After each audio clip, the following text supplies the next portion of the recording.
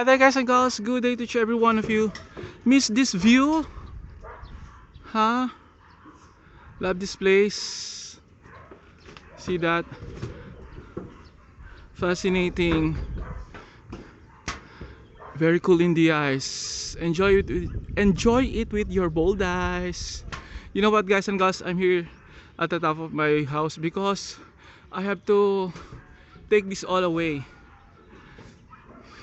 The birds had their nest, make their nest, and then it grows. It been marketed. So my avocado tree doesn't bear fruit yet. So it's some kind of late, even though there are some flowers to bloom, but it's very late.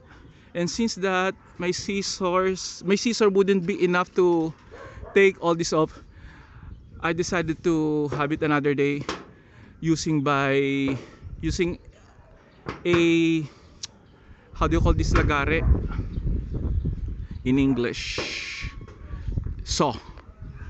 Anyway guys and girls, shout out to each every one of you, okay? Enjoy this fantastic view. And you can see out there they are ruining the mountains and forest. So sad.